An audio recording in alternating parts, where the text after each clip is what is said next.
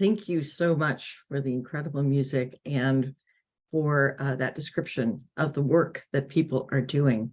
The Vivaldi is, it's all fascinating, but I've got to listen to those pieces of,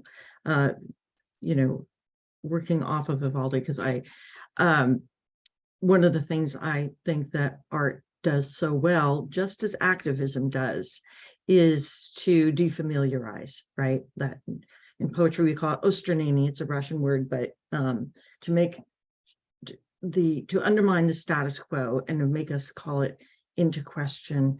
And variations on the themes are a really awesome way to do that. So I'm really, really excited to be here. Dems Abroad and Dems Abroad ECCC are incredible partners in all the work we're all doing for People, Party, and Planet.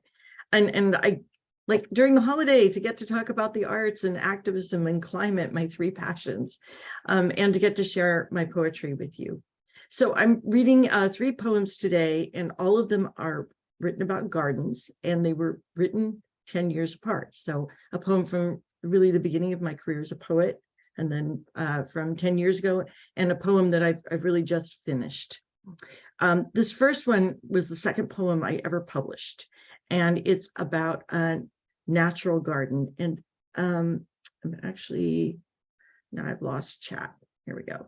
I wanted to post a bunch of links that you may want to follow along, but my chat is being really problematic. Let's see. There we go. So in chat, I've put a bunch of links that you may want to look at as I'm reading each poem. They're keyed to each poem. It says which one they relate to. So this one is about a natural garden and celebrates the monarch butterflies that still clustered by the thousands 20 years ago in the eucalyptus trees along the coast of California.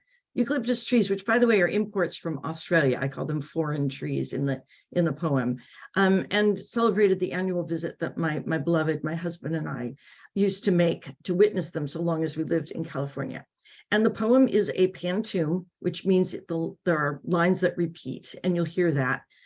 Just as natural cycles undisturbed tend to repeat. So it's called Natural Bridges, California. Here in the hushed, expectant air, with a crush of sand and eucalyptus cold beneath our feet, my love and I seek the monarch's return every fall of every year. With sand and eucalyptus cold beneath our feet, and above the ermine weight of butterfly, every fall, every year, downy wing to downy wing, the ermined weight of butterfly cloaks the limbs of foreign trees, the downy wings folded brown as deciduous leaves. They cloak the foreign limbs of foreign trees, the glad flash of orange and white and black stilled as fallen leaves, until the monarchs fly away in spring. That glad flash, orange, black, white, they make the pilgrimage to Canada from Monterey.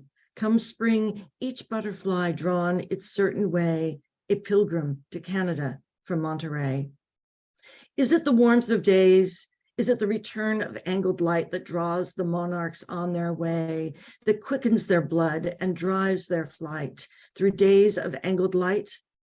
Or is it something else that rouses them to flight, that quickens the blood and drives it through expanding wings, orchestrates the change here in the hushed, expectant air? So we all know what's happened since then to the monarchs.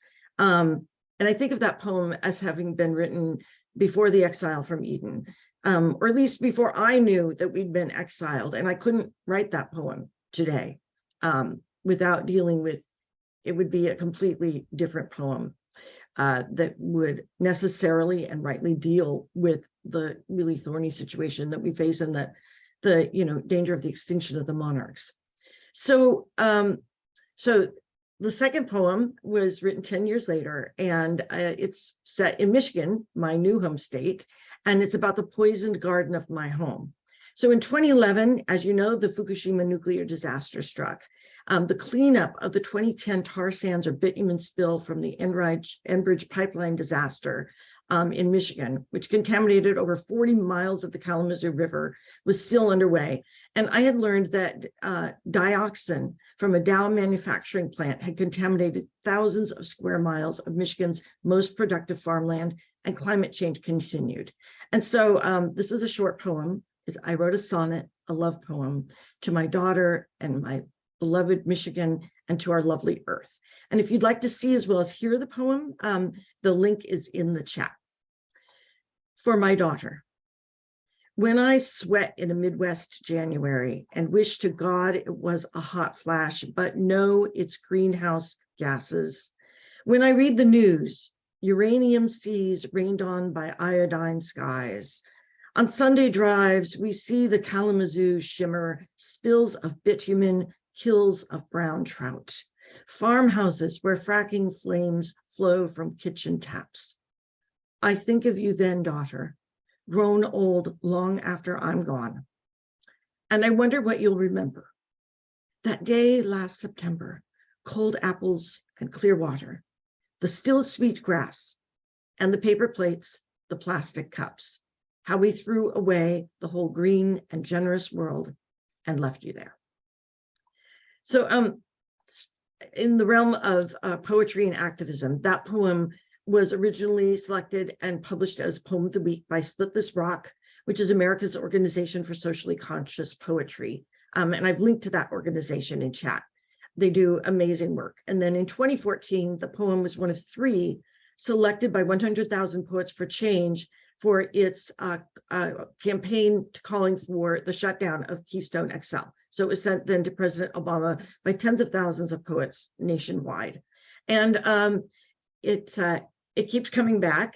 It's been now selected to be part of a song cycle about fracking with a premiere performance in Toronto sometime in 2023. It's being set to music by composer Frank Horvat and sung by acclaimed Canadian soprano Meredith Hall. And I'm really, really excited about that. So the final poem I finished recently, 10 years after For My Daughter, and it's set in Svalbard. And it is a longer poem in 5 parts. It has 3 types of gardens in it.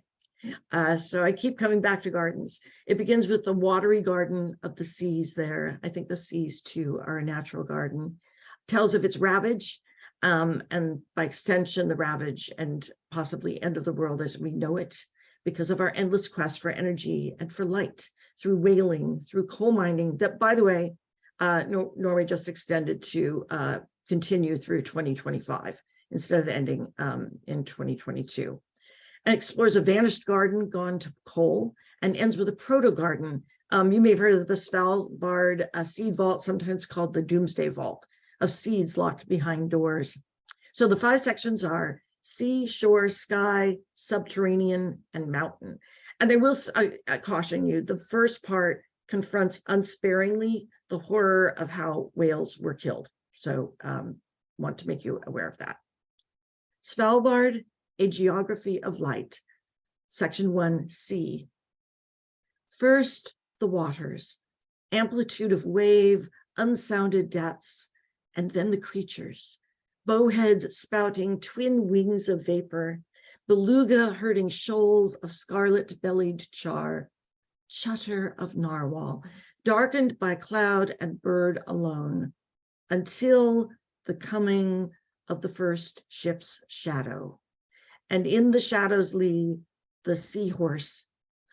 The seahorse moors in waters so thick with whale, the mate cannot tell where sea leaves off and where shore begins. The captain orders the launch of shallops. It's May 1612, and so it begins. Harpoon, fluke lance, killing iron, decks sheened by blood and oil, the vertebrae crushed, throat chain, head spade, the long spinal cord severed, the long work of cutting the great muscled body from the great brained head, flesh flensed and boiled, stench that spreads for miles. Section 2 moves to the present. Shore. Now, each year, warmer seas and warmer skies. On Svalbard's edge, the thaw of ice thrusts up 1,000 whaler graves, broken open, exposed to summer's insomniac light. And who among those putting an end to another whale, on seeing the dying breach and rise, the last blow suspended bloody in the air, foresaw his own body on this stony coast, exposed to scientists, tourists, school children, foresaw tangled femurs of men and whales, foresaw these ribs of wrecked vessels, their shared brutal end. 3, sky. The winds too bear our cargo, the invisible from Chernobyl, from Fukushima, from Pittsburgh mercury vapor, from Ontario PCBs, all come to Svalbard, where winds end, cooling, converging, sinking from sky to sea and snow, imperishable poisons, sinking here through Arctic day and Arctic night. The poisons rise again into plankton, cod, ring seal, polar bear, their young born deformed, diseased, living vessels for what we create when we create light. 4, subterrane. For so long, the great forests of fern rested here underground, compressed by silt and stone and eons to rich seams of gleaming coal. It's the old story, men and their machines. The soil broken, methane blasts, outbursts of coal, miners crushed by fall of tunnel roof or rib, a last breath of no air taken by black lungs. Why? For the light, for the neon pizza sign, for the green glow at the dock's end, for shadows banished from under beds, for street lights incandescent against 6 months of dark. The 5th and final section, mountain. Svalbard's doomsday vault, the cliffside entrance, a bright veneer of safety glass, fiber optics, airlocked steel, tunneled deep beyond the sea's certain rise, beyond the reach of our discord, our fevers, untempered sky, a million strains of seed, genetic vessels harbored in sandstone against the vanishing, the extinction. And I do not know whether to pray or not for that age far beyond my sight, when the waters, having finished their rising, are at last receding, whether or not to hope that some rough tribe, drawn by what shining remains, might make a way across the healing earth to this new Ararat, to this beacon broken of light. Thank you.